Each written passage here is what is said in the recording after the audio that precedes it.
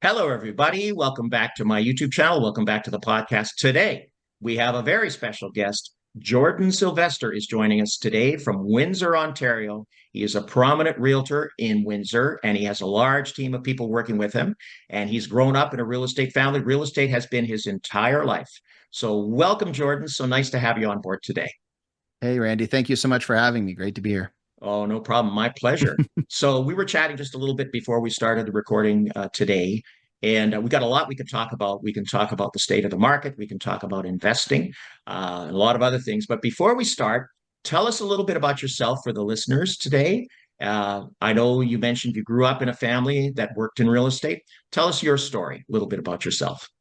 Yeah, so I grew up with my dad being a realtor since 88. I was born in 84. So most of my knowledgeable life, I had a realtor as a father. And so when I look back at my life, actually at 18, I took off to Toronto. I was up in your neck of the woods in Brampton, Ajax, downtown at Okay. Eglinton and Allen, all over. Okay. And then realized maybe my dad wasn't as dumb as every 18-year-old thinks his dad is, and came back to work with him. And so then I jumped into the business, and again, the benefit of real estate that I find is just helping people do what they want to do.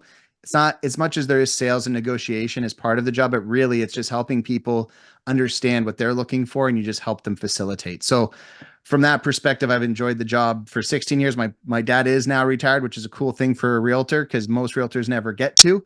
From my perspective, most of them work till they're either forced out for other reasons. But yeah, Till they anyway, drop. Till they till drop, they man. work, yeah. So Yeah. they're realtors till they drop. So it was cool to be able to, create an opportunity for him to be able to actually retire, and then me to continue with the business. And then my kid will be 18 shortly. So with that, we'll see what he decides he wants to do. There's a chance he'll Wow. either go down the investment route, which is what his dad's up to, and or the real estate route. And I've told him you got to make, you don't want to split your focus too much at your age because you want to get Wow. your feet wet and choose the path. And I'm supporting you whichever path you choose. So it's really kind of cool to let him kind of wander, and maybe he'll choose something completely different, which is also completely up to him. So, Amazing. They grow up so quickly, don't they?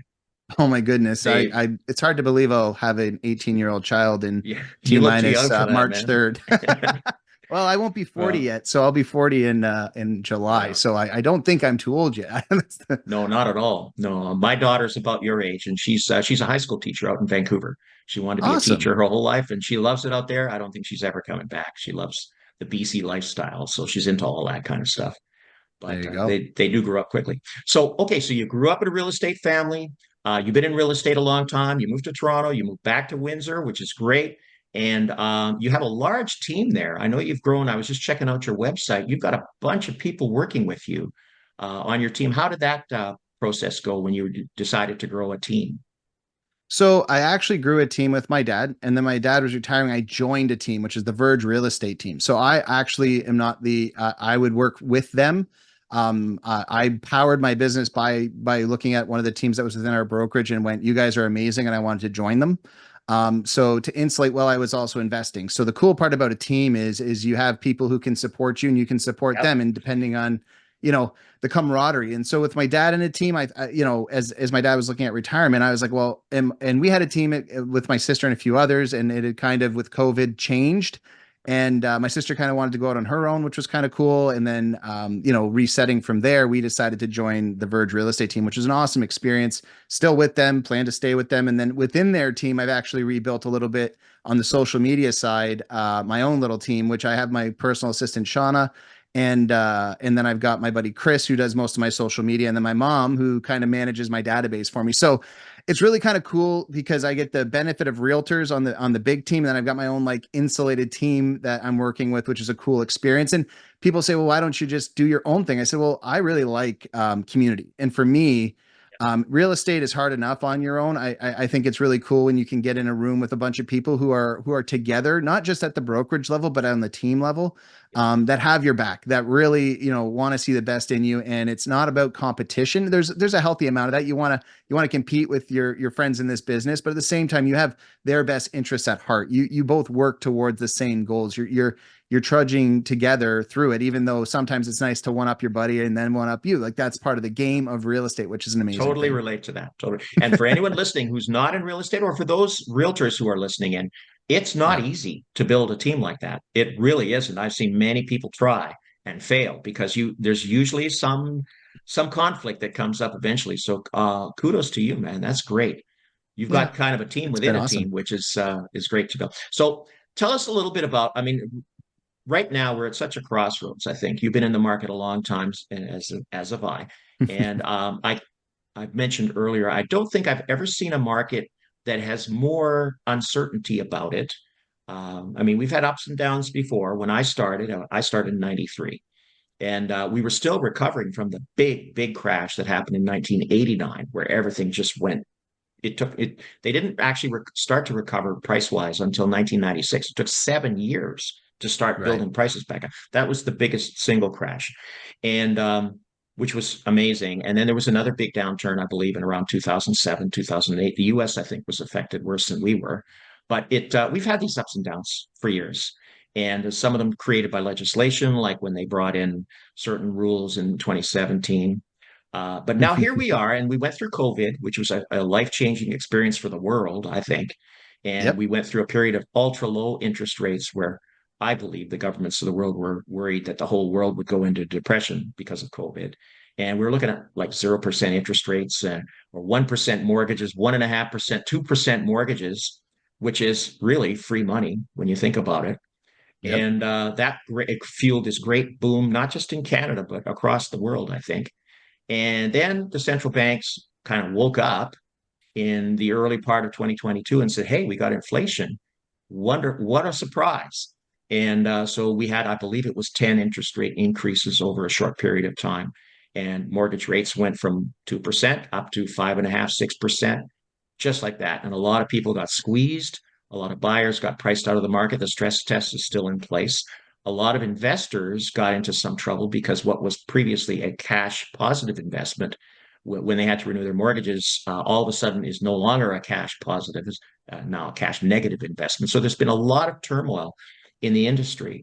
Nevertheless, we're at a point now where a lot of people, a lot of sort of market watchers and economists are saying, well, rates are going to come down this year. The proof is in the pudding. We're still waiting to see whether that's going to happen or not. I personally believe that it's going to take a little longer. Some of the wild-eyed optimists out there are believing we're going to have rate cuts like next month. I don't think that's going to happen. I don't think we're going to see anything till the latter part of this year. But again, that's just my opinion. I don't really know. But because of that uncertainty, um, I mean, I believe the stats at the end of 2023 for Toronto, it was the lowest number of sales in 2023 since 2001. Hmm. 2001 for total sales, unit number of sales, which is incredible because the GTA has grown a lot since 2001. And Yep. so it was really a bad year. I know some from personal friends of mine who had rough years in the industry.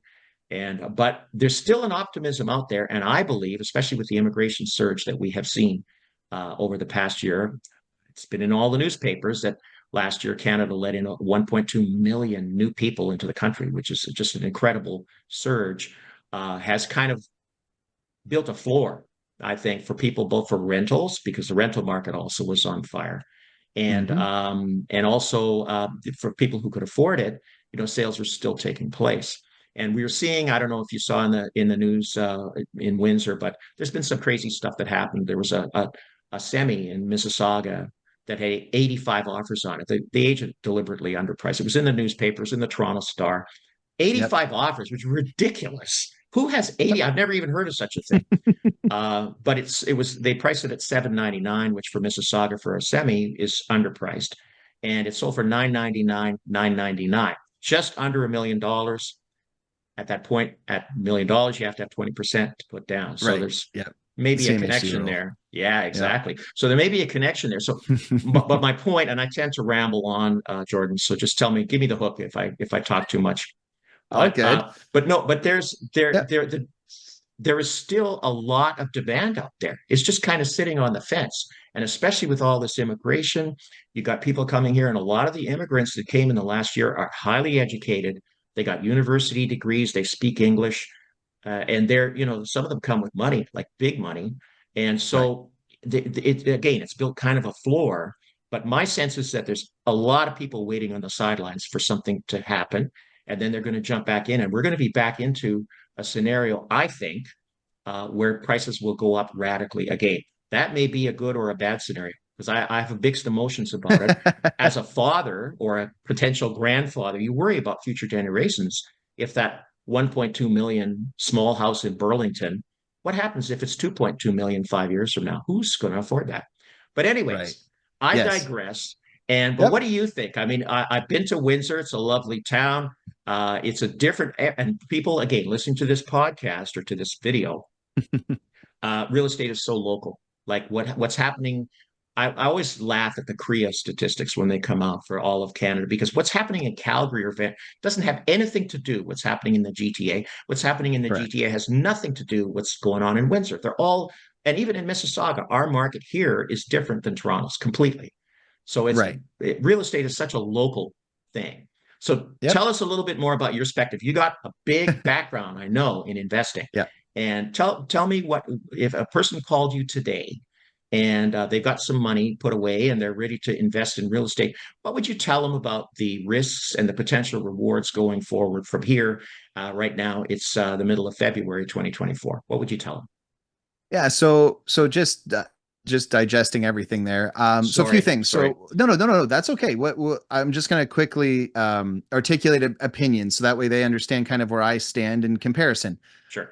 So I am a person who tends to lean on the optimistic side. And that's not to state that I don't use logic or reason. I try to understand why the government or whoever's moving the rates in Canada or the US is doing it. Because I believe that we are very much tied to our partners in the South, primarily just the economy. We have to keep our dollar in lockstep with their dollar for the most part, or we get in trouble in Canada. And it's if you don't Right on. recognize that, then you would want to, looking at that. So when the US says they're going to cut the Fed, we might want to consider the Bank of Canada because, again, inflation is one part of the whole. And then you have the dollar itself, the Canadian dollar relates to the US dollar. So again, I would just tell people if you're looking at investing, these are the things that I lean in towards versus if you're buying because I'm going to live in it. If you're going to live in a home for 20 years, odds are it doesn't really matter today what you pay. The honest truth is you're just going to make sure you don't go house poor. That's the number one thing as a realtor that I look for in my clients to say, hey, I know you want to move, but what's your life going to look like if you make that move? And let's say rates don't come down. Let's say we see a slight decrease and then we do hit 10 or 11% when you go to renew in a year and a half or 2 years because the world could change. Would you still be able to hold your home or are you prepared for what that could mean? It's not to be, oh, the world's going to, no, but being honest and considering what you might want to do and where owning your home outright and not holding a mortgage over the length of time, paying it down in a quicker manner so you can have that protection. Because if you own your house, mortgage rates are relevant to you. Now, if you're investing, they become relevant again. But from the Yes. perspective of your personal home, and I get it, like again, Windsor, our average sale price is basically 540. In Toronto, it's basically 1.1. I believe is somewhere like we're about half price if you want to drive 4 hours down the 401. Um, as a general rule, which is also why investing here sometimes People are has a people are doing that. People are fleeing oh the GTA. They're fleeing Vancouver, the top, the overpriced yep. markets, and they are definitely moving out. They are definitely okay. Sorry, sorry Well, to no, interrupt. that's okay. No, you're good. And you're right. And the reason for it is two-pronged. One, COVID brought along work from home. So a lot of Yes. people, Yeah. even from Windsor, will commute to Toronto 1 day a week to get into the office and live here the rest of the time. If Wow. I want to get to and here's the funny thing. So they're probably spending Mm. less time going to an office by doing that than they did before when they went to and from work every day in the GTA. Because I know when I lived there, it took me an hour just to get from where I lived at Eglinton and Allen over to Fairview Mall because you had to go down and around and take the bus. And you know what I mean? Just to get across was almost an hour. So if you think about going into the Yeah. office, jump on the train in Windsor, you're 3.5 hours, you can work from the train, get into the office, jump back on the train and come back home. And you're doing that 1 day a week now for a lot of people. That's massively changing the outlook of your big city. You used to have to be in the metropolis, So and true. because every day everyone expected you there, today you're seeing a lot of these high net wealth people. They're able to live further away and only go in when necessary when they're called in. And if they have to stay overnight for some meetings, they just rent a hotel room. Again, the benefit you're seeing in the world changing, and this is as an investor, it's important to know. As a realtor, it's also important to know why people are coming and what that might look like. And from the perspective of, as the GTA might take a little longer to recover than a smaller market, we're only 200,000 people in the city, and we're about 500,000 for the whole entire of Essex County. When you guys are basically that in one corner, right? You're basically that in you know what I mean? Well, Mississauga is bigger than basically Essex County by itself. I think you guys are what, 700, 800? close to 800, I think. Yeah. Yeah. Yeah. But Right. there, And you know so, what, though? There's nothing wrong with being a smaller center. I've yeah, changed my mind on that as well. Because when we moved to Mississauga in 1991, it was like living in the country, and it's not like that anymore.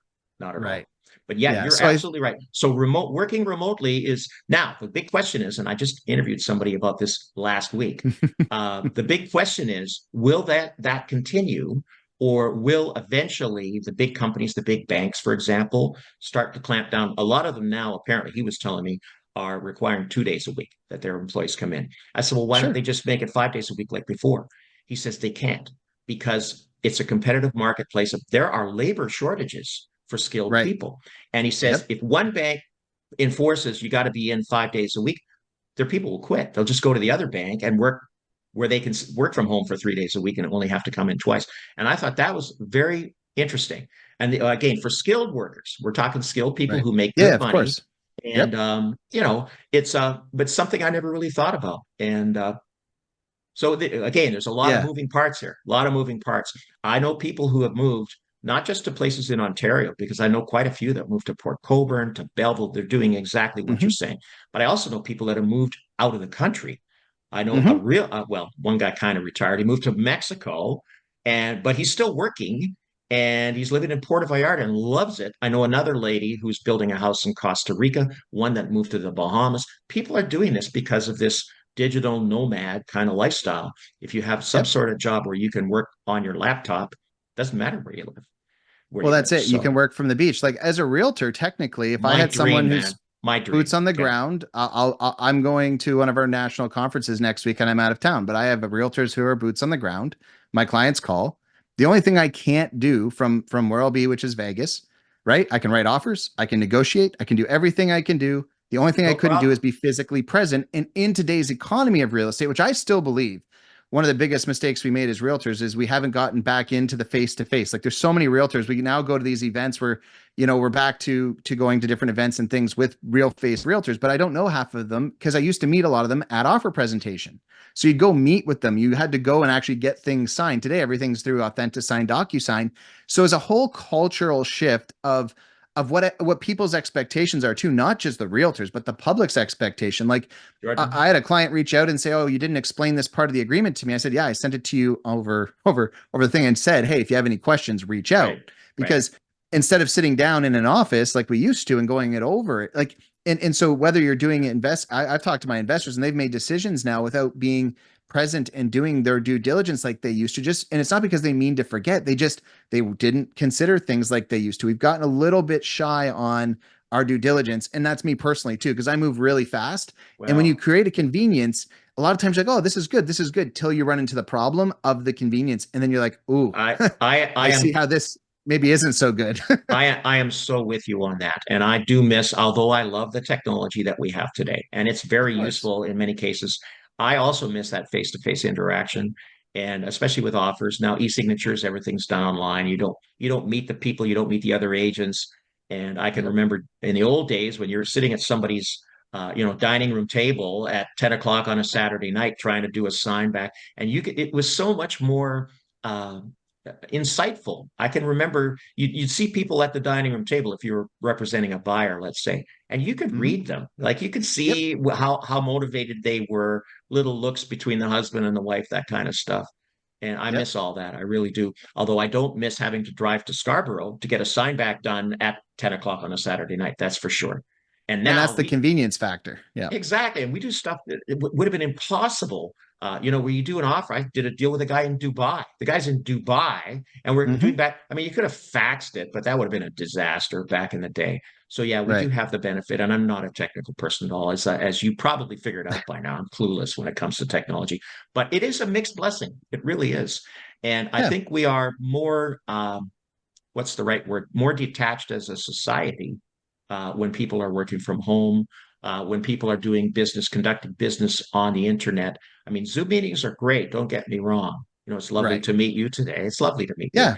But it's not quite the same as being in the same room. And so God bless you. Are you going? Is it the NAR conference? Is that what it is in No, Vegas? it's called Family Reunion. Keller Williams puts it on. So Okay. that's their Okay. it's their big company one. And with that, there's Nice. 17 between 15 to 17,000 realtors descending on Vegas Oh for my this God. conference. So it's a really cool experience. We went to New Orleans for this one a few years ago. It was in Anaheim Nice. last year. Couldn't go with the border restrictions. And then of course they canceled it during COVID. And so it's been interesting. But then they also have one that was in August, which I was down in Austin, which is always in Austin, which is where their headquarters is. What I really find important, and again, whether you're an investor, whether you're educating yourself, it's really cool to be around the energy of people. One of the things, like you just said, being in front of the buyers and sellers while you're negotiating, you can read energy from them. You Yes, you can can. understand their motivations. You can understand who they are. When you're doing it, like I talked to the other realtor, and it's good because I've learned to communicate extremely well. That's what you do in this business. You learn how to listen. You learn how to understand what they're saying, even when they can't say exactly what they mean. Yeah. You try to, because we're all negotiating to try to get the best result for whoever we're currently representing. Right. And so what's really interesting though is when you're in person, you get to read the people so much differently. You're able to understand them so much better. Even doing a podcast like this, if we were sitting across the table just having a conversation, Yep. not that Zoom isn't good. I like the fact that I don't have to drive 4 hours or you don't have to drive 4 hours to have this conversation. But at Right. the same time, I would love to actually meet you. If I was up there and it could, would be a different experience, not because of anything. I could read your body language. We would be able to feel each other out a little bit more. And I think that's how you Well, build stronger and better relationships. And when so you're true. thinking office, right? You're thinking of even in your offices is in business, we're losing that. Like think about the fact you don't go out to eat, you skip the dishes in, you Uber Eats, you do those things. You're not I even know. going out to the places and Yeah. going inside and talking to human beings. You can now, for the most part, because of COVID, live without human connection. And at first, I think a lot of people are like, "Oh, it's nice. It's nice to not have to, go out." But then you realize, like somebody I asked me the other day, "How do you get business in this business anymore?" I said the hard part is even when I go out, because I like to be out and about, and I'm a very much right. interact at the bar, interact at the restaurant, interact in those locations with other human beings just randomly. I Yep. said what's interesting is the random human beings aren't out there anymore. There's so many people you go out and it's just quiet comparative Yes. to before. And two Uh, parts are there. One is that I think we're dealing with still a lingering depression. I don't know if you want to call it that, but almost a desire to not engage. And I'm not sure that's healthy as a society because again, I think we're so much better in community. I think we all win in community where we support each other and help each uh, other. So Jordan, you're a good thinker. You are. I'm saying that sincerely. You're absolutely right. Here, if I go to Square One, which is a big shopping mall here in yep, Mississauga, it's I've been there. nowhere near as busy as it used to Right. be.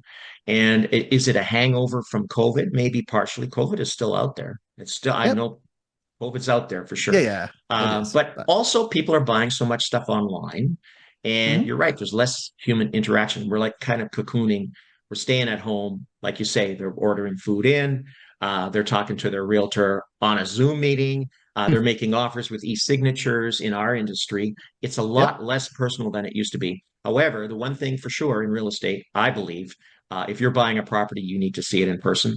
I did one transaction where they didn't see it in person. It was an investor, and they were here Oh, actually. They came from Calgary, and we were looking for like a week while they were here for a condo. This was back when in the crazy market 2 years ago, 3 years ago, and we got blown out on a couple of multiple offers. They had to go back to Calgary. So then I went out a couple of times, once with a relative of theirs, and once just me doing FaceTime on my phone, looking mhm. at these condos in Liberty Village in downtown Toronto.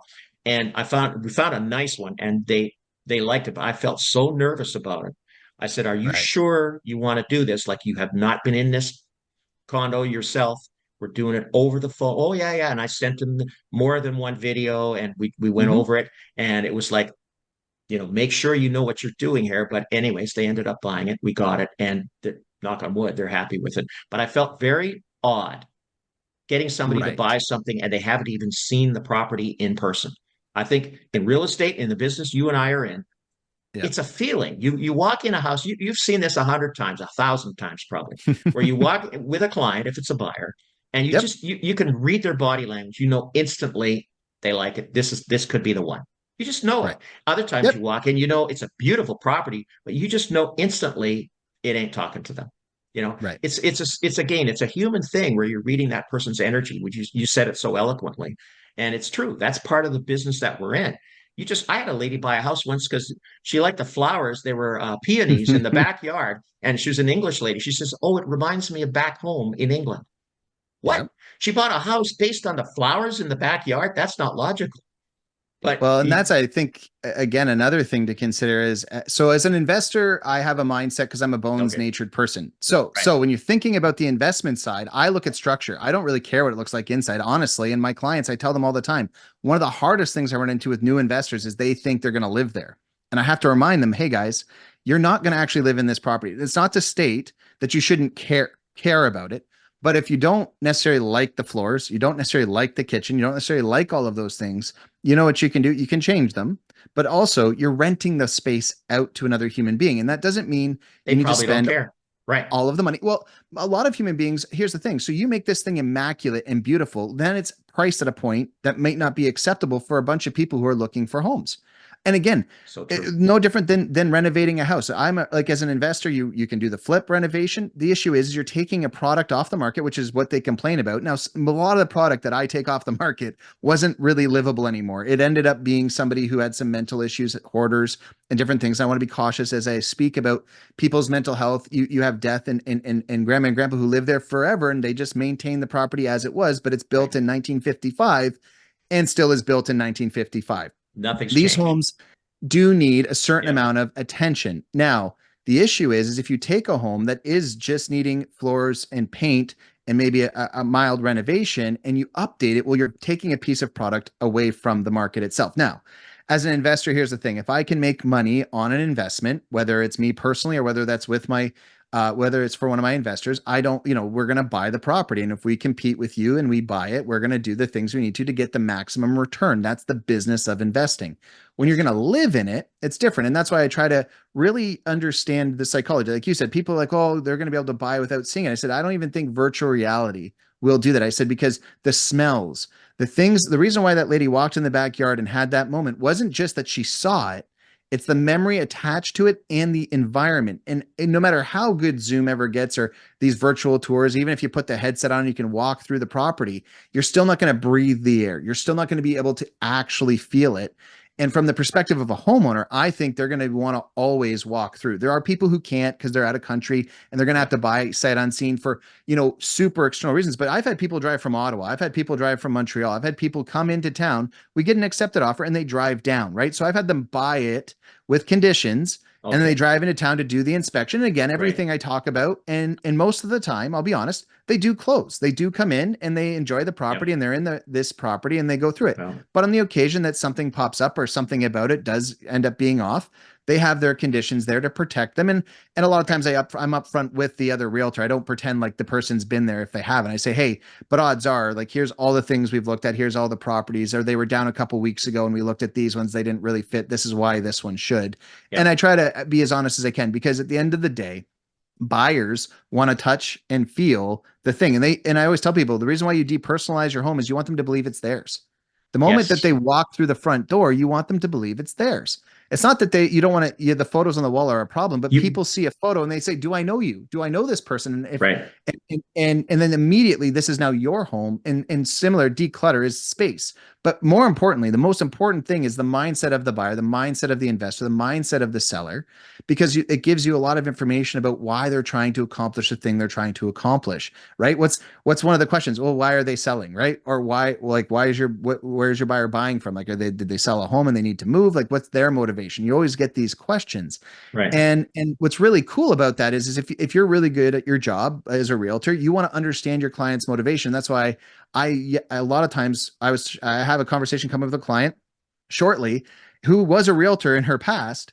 And she's like, well, I don't know if I'll make the offer. I said, well, here's the thing. What's the number that makes sense to you? I said, because I've already told you now, you're probably gonna have to make 5 to 10 offers as an investor before you Yep. buy. And Right. it's not because you're dumb. It's because you don't understand. You're not there yet. And if you don't take the first step, you'll never get there. I said, because right now there's fear. Right now there's a lack of knowledge. You were talking earlier. There's so much uncertainty. But if you want to find out, make a decision that you're comfortable with and take a step. And if the comfort goes away, like it's there's only fear until you act. Once you act, you're going to know one way or the other how you feel about it. Don't make a cash offer in that scenario, guys. Like don't put yourself where you can't walk away if you're Right. not prepared for that. And if you need to, like as a realtor, I'm going to advise you in the current market circumstance whether or not that's necessary or unnecessary. If you hire, again, professionals, it doesn't need to be me. There's a lot of really good people. Verify, clarify who you're working with, know them well, trust them, trust their expertise, whether that's an accountant, a lawyer, mortgage broker, realtor, other investors. You want to have people you know and trust in this business, and then you're able to at least listen, and then you get to make your own choices. But the worst thing I think for a lot of people is they're inaction, which means they're making a choice to not act, Right. out of fear. Now, I'm not saying if you're really unable or you really don't believe it's right for you, like that's not the conversation. It's these like last little hiccups you're trying to jump through. And like I said to her, I said, just write any offer you're comfortable with. And if you're not comfortable with writing an offer, then don't. But understand, if you don't, what does that mean long term, right? What does it mean when you can't even put a number that doesn't matter on a piece of paper, right? Like, because that means you're not really prepared for Okay. what you're asking. And then you go back and you just clarify. This is not being mean. This is being honest. Because what's the point in wasting her time if she's not really prepared? Educate, right? You want to educate, give them opportunity, and then see where their learning's at, and then see how you can move them along the treadmill of investing. And I think as listeners, if you're watching the real estate market, we chatted about interest rates. Odds are the 5-year fixed is on its way down. It is It is. trending down. It doesn't mean Right. it won't catch and bounce. It's been trending. It was trending up and doing it, and now it's trending down and doing it. There Right. is a chance for a catch and a little bit of a tick up. There's also a chance that it does continue to fall. I like this market primarily because it feels stable for the first time in 7 or 8 years. And in Toronto, I'm sure it's the first time in 20, where there's Mm. some stability to the actual market where you kind of, if you sell your home today and you buy your home tomorrow, they're actually going to be likely in the same variance of about 2%. There's not a, you sell it today and in 6 weeks, it's up 10 or 15. Like there were times the market just moved at an exponential Tell speed. me. And It's crazy. as a person who wants to be a professional who wants to be able to articulate really clear and honest communication, it's hard when you don't know where everything's going to be. And I can't, none of Yeah. us are prophets, none of us have a crystal ball, but when we're looking into the future, we are trying to give the best advice we can, which is why right now, and again, we chat about this. If I told you you could buy property in '08, how many would you buy? You'd buy them all. And that doesn't mean you should buy them all today, but you should have a No, mentality knowing what we of, know today. Exactly. but it's knowing what you know, but it's also when you look back, the truth is you already knew it. Here's the worst thing. And I think as human beings, we get caught up in the current moment. And this isn't to say you shouldn't look like the past is an educator, right? So what has happened in 1970? What happened in 1980? What happened in 1990? And try to understand the timeline. Now, if you're saying if you're saying me today and you're saying, Jordan, I want to do a flip, which is what some of my clients ask me. I said that's a tough pill to swallow in our current economy, only because the rate that it could go down and the rate that it could go up is the variance is very tight. Right. And so in the moment, there's that. But as a cash flow asset, there are products we have that are actually working again, which primarily still requires two people to live in or two separate entities in one property. It's very hard to buy single family cash flow. Right. But it Right. is. And again, you guys have a lot of condos in the GTA. We actually have a ton of them being built down here in Windsor, Essex these days. But Interesting. we were primarily a single family, you Yep. own a piece of land with a house and a basement. So magically, there's this basement space that with the technology we have today that can be finished as student rental or as we have the projects. So we have short-term rental, or you could rent it out to a young family and you're just finishing that space and adding value for cash flow. So whether like as an investor, a lot of the properties that we've either had to take basements back and try to do these renovations to make them cash flow positive, Hmm. or we've had to try you got to get creative when the market changes and the shift, right? So we see a massive shift, and you said the sales, right? The sales are huge. And as a realtor, I tried to shift back into transactional real estate once the investment side wasn't necessarily as profitable. And the funny part is real estate itself hasn't been as a realtor nearly as profitable because we're working at about 60%, 50 to 60% of the sales. Well, there's a lot of realtors, especially in the GTA. I think you guys are around 60,000. It's We're over only 60. Yeah, it's and we're ridiculous. we're we're at 1,400 here in the city of Windsor. That's So enough. Trust me, that's enough. yeah, it's more than Um, enough. And there's a lot of people who are fending out there. And so what you're seeing is realtors are, I have a buddy who does hiring. He says there's more realtors looking for other jobs these days than are yes. probably transacting in real estate just I because for The sure. volume is so low. The prices fell, but the volume has remained low because of this fear. And I think that the only concern though is we did have 700 sales a month. You guys, I don't even know what on earth you guys had in the GTA, but we're at about, just for context, we've been 260 to about 350 for a while now, but we were about 7, 8, 900 at times in the other economy. The idea that that won't come back, odds are maybe it doesn't come back all the way to 900, but getting back up to 6, 700 shouldn't be impossible for our market because it's done it before. This is the '08 mentality. We think that the sky is going to continue to fall eventually, everything finds its level, like the buoyancy point catches and we start to see the recovery. And it might take, like you said, in the 90s it took 7 years. In '08 it took about 3, right? We went Right. down from '07, '08, Right. '09 hit bottom. 10 and 11 we were basically back by 11, and then 12 started to climb. By Yeah. 15 it went insane. So Well, you bring up a lot of good points, and I agree with you 100%. Actually, normally I disagree with a lot of things that people say on my podcast, but you and I are in sync. First of beautiful. all, with the number of agents, that is definitely going to shrink. Right. There's a lot of part-time here in the GTA. There's thousands of them that got their license because they could get some tax deductions. They might sell one house a year to their relative or their friend. But they work full time at the post office or whatever. Nothing Right. against the post Yep. office, but and that's fine. There's people that did it as sort of a side hustle. But as you said, because the numbers dropped so much, a lot of those guys are going, well, wait a minute, for selling one house a year to my uncle, it's not worth it. All the Right. expenses that come with it. We've got this latest ORWP thing that just came in. I'm sure you're Yep. aware of that.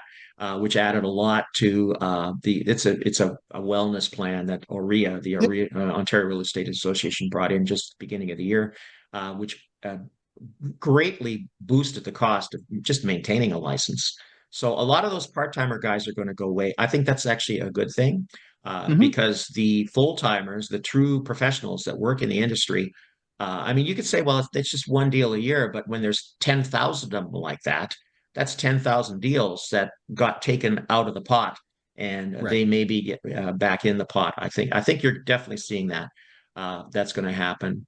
And I agree with you that the time to buy is not when you're in multiple offers on every offer you make. And I was in some ridiculous offers back in 2021, for example, where there's like 24, 26, 30 offers on a condo or something. Mm-hmm. Ridiculous. And they didn't even matter. And they were all cash because if you had any condition whatsoever in there, you were not in the running. They were Right. all cash offers, no chance to back out. As I think most of my listeners know, when you're buying new construction, there's a 10-day cooling off period. But when you're buying on the MLS for an existing property, there's no cooling off period. If you buy it firm, you bought the house or the condo, Yep. whatever. And so Yep. that was not particularly a good time. I'm glad to see that hopefully is going to go away. A balanced market. I think most realtors want a balanced market where the craziness is kind of filtered out. But okay, so going back to my earlier question, a guy comes into you today or a couple comes into you today and they Yep. say, you know what? We own a house already here in Windsor, but we want to buy another one as an investment, just a small property, a bungalow or something, maybe with a basement apartment. We can get 2 checks a month if we get 2 properties. Mm-hmm. What would you tell them today in February 2024? Would you say, okay, let's start looking, we're going to do it now, or would you tell them to wait? What would you tell that person? If they've got the money, I they've got the financing in place. Yeah, I would tell them as long as is if you're in a cash flow conversation, then Right. do it today. So if you can There cash you flow go. today with the information, then 100% make the deal. Okay. If you are going to flip it within the next year or two and you're trying to Yeah, buy in today and get back out, then I would add caution, and I'd add a lot. I would There's a agree. lot of economic uncertainty. And here's the thing. Do I think that the world's going to fall apart? I think it already did. So I think we're going to be in recovery. The length of with which is Jordan, up to anybody. you're not supposed to say that, man. No, well, there is a lot of uncertainty, though. You're right. And not just in And Canada, but across the world. We've got wars in Europe. We've got a lot of yep, drama going on in the United States right now politically. yep, Canada, I mean, yeah, we're doing all right, but we've added 1.2 million people last year. yep. And I just And we're read, adding more.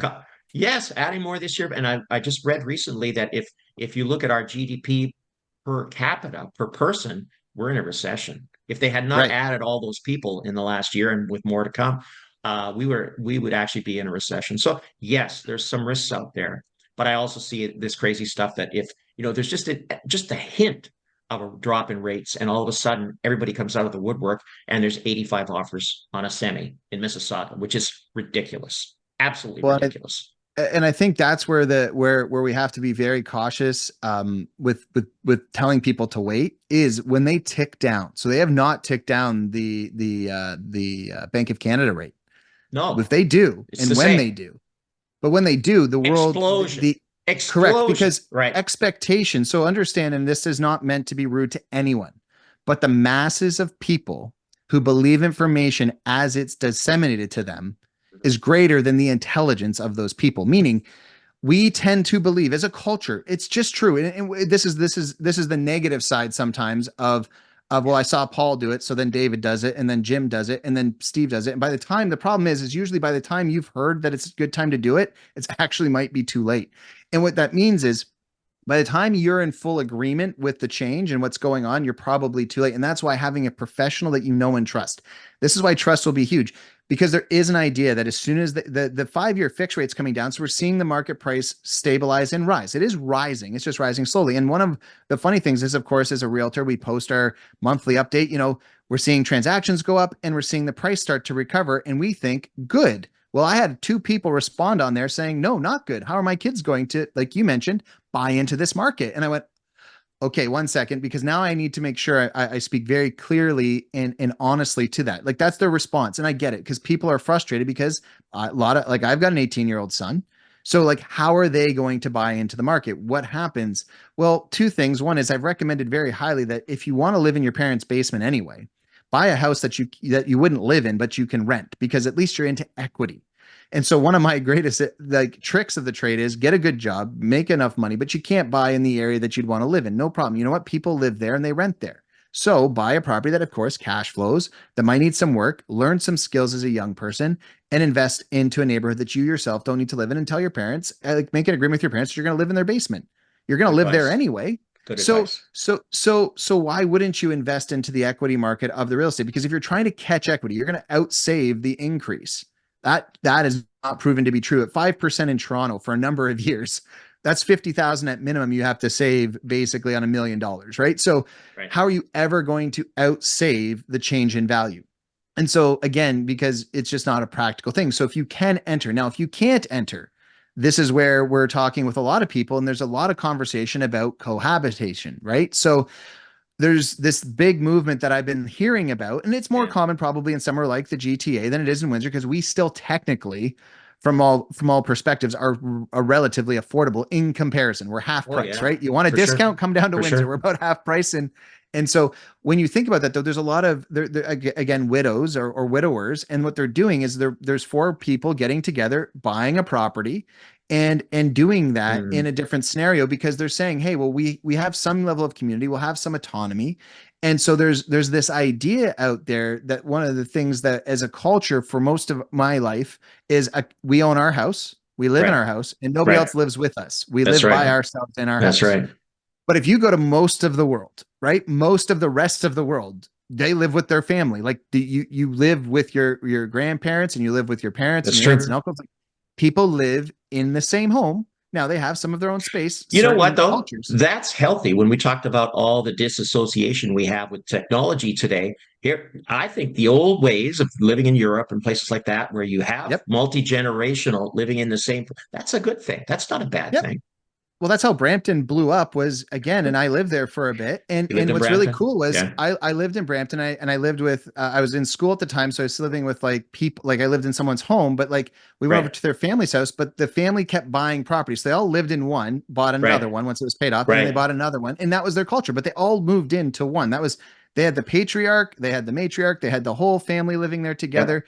And everyone worked under one. And this is where I think as Canadians, and again, we as a like I actually bought a home with my parents. Like I live with my parents. We ended up moving in together so they could retire into a nicer home and I could take my move up budget and create Nice. a different style of house.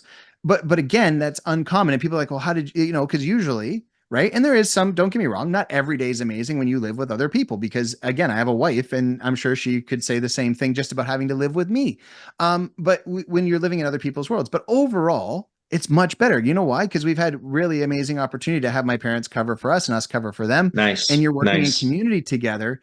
for the times where people are a little bit whatever, right? And I think we're so scared of the minor times where we're going to have our disagreements compared to all of the good times that are created. And that's a mentality issue again, I think, in our culture. And so again, I'm not saying it's wrong to own your own home and live in your own space, but I think we have to remember community is how we've lived for most of our entire history. And so I think we got a little too far down the road, and I think we're going to be drawn back into community. I think offices will be where people want to be again instead of have to be. And I think there is, Yeah. like, bringing this all the way back to that early conversation. I think that there's an idea that I go into the office a lot more now because of the energy from the office. If I stay home and I stay in my office where I'm currently sitting and I hang out here all day, I get bored out of my skull and stare at the ceiling. But I'm when the I'm in the same as you. office, Same as I you. wander around and talk to people. Now, Yeah. sometimes I don't go to the office because I don't want to be a distraction. Because once I get my work done, I want to go talk to everybody, and I'll just wander around the office. And so again, knowing that people are working and being respectful, sometimes but the overall thing is I'm one of those people that needs other people. I need their energy. I need to be around them, and I get Well, energy from them. And then there's the introvert. you're you're not So, you're not the only one. I think there are many more extroverted people than introverted people. We all need some space. I agree with yep. that, but I think that social interaction is key. I really do believe that. I sometimes worry about the current generation because they spend way too much time on their laptop or with their phone and not enough time actually dealing with people face to face. But Yep. that's a topic for That's another yeah. another podcast. the You know. the generational wars. The boomer to the millennial to the Oh, Gen don't even X get to me the Gen started. Z to the The fun. Gen Well, Z, I can't even relate to those guys. Forget it. It's just, anyways, that's another my story. son texts me and I tell him, don't do that. You're not allowed. You type out all the words. You don't randomly send me nonsense that I can't understand. And you don't speak in a language I don't understand. And I sound like I'm 100 years old, right? I'm like, oh man, I am old. It's getting there. Cause he messaged me and I literally looked at it. And then I went and had a conversation with him. I'm like, no, I figured out what you said. Like I got it in the But end. it's Like in it was code. like a It's piece all coded. together. But Yeah. well, he speak like he would text one of his buddies. I said, your dad is not like, not that I'm not a friend and I can't be friendly, Come but I on, don't Jordan. You, understand this you and can I'm not be you spending can that be hip time. now, man. You can be hip. You Yeah. know all what the kids are Hip. talking about, right? I'm hip. Exactly. I'm cool. Tuck, tuck, Mr. Dr. Evil from Austin Yeah, Powers. right. I'm not sure that's who I want to reference myself after these days, but No. sometimes Yeah. Yeah. it's Who's your funny as realtor? Oh, you, Dr. Evil. No, I don't think so. But yeah, you're not yeah, like no, that at it's, all. But oh, oh, no, and I just think it's funny that trying to like meet his son, right? You're trying to, I well, think as a culture, as generational, we are trying to, understand each other, and we are different, and there's nothing wrong with differences. We just have to understand them and then learn how to communicate through them. And I think that's, like I said with my I son, I agree. said, hey, I don't like, I think the problem is if I don't say anything to him and I just get annoyed every time he texts me that way. I think that's much worse than just going to say, hey man, can you not do that? Hey, I really don't like it. at least he's So, texting you. Imagine if he wasn't, but you know? that's why I don't want him to Yeah. stop texting me. And Right. if he Right. continued, I'm not like, again, I'm saying this as a context. And so as a communication between cultures, here's the thing, like we have generational cultures, we have Toronto versus like if you come live in Windsor and you are from the GTA, Yeah. you'll find our culture down here is very different. We're very laid back. We chill out a lot. We don't Or have the hustle and bustle, and that's just cross the different. And there's nothing river, wrong with it, go to Detroit, right? where I've been, and that's a whole different world altogether. You know, Yeah, and so that's the cool part yeah, about Windsor is if you want to have, yeah, if you're ever thinking about retiring and putting 50% of your, money in the bank and then being able to have all the major necessities of Toronto right, local, we right. have that in 10 minutes. I can be in Detroit in 10 minutes going to a football game, which, Greektown, I man, can go Greektown. to the Yeah. Greektown. Greektown is amazing. We were actually went over there for a Christmas party with our office. So Did you? like Okay. yeah, the cool part about Windsor, Essex is A, we're surrounded by water.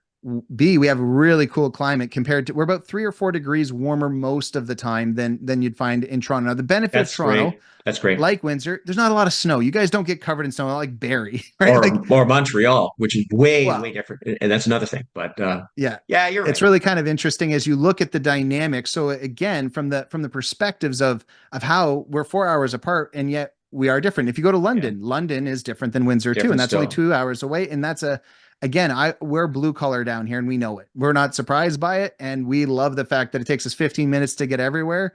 And most people down here, we have a second, people have cottages or they have a toy where that's part of the benefit of the cost change that we trade, Yep. right? And one of the reasons why I moved back was trying to live in Toronto, man. That was expensive and very costly. When I came back to Well, Windsor, I was able to restabilize my life differently. And so it's not to say Toronto's a bad place. Don't get me wrong, guys. I think it's a No. phenomenal city. It's just different. And Oh, it understanding is. differences is And big. it's not particularly easy.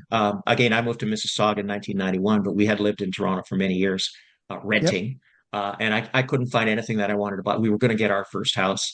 And for the money that we had, the budget that we had, it was falling down stuff that I didn't want. So we moved to Mississauga. But Yep. anyways, Yes. my friend, it's nice talking to you today. And definitely, I'm Yeah. going to put your contact information underneath the YouTube channel here and also in the podcast. So Yep. for anybody who's looking to buy or sell a house in Windsor or in Essex County, I'm going to urge you to give Jordan a call, Jordan and his team. And because Yep. I know they would be in good hands, in your hands, man. I have no doubt about that whatsoever. It was a pleasure talking to you today, and you're welcome to come. You as well, Randy. You're welcome to come back on the podcast anytime. Anytime you want. In Beautiful. fact, let me know how your conference goes in Vegas. That's amazing. Next time you're in the GTA, let's go for coffee. Or next time I'm in Windsor, but that might be a while. I don't know. I don't get out much anymore.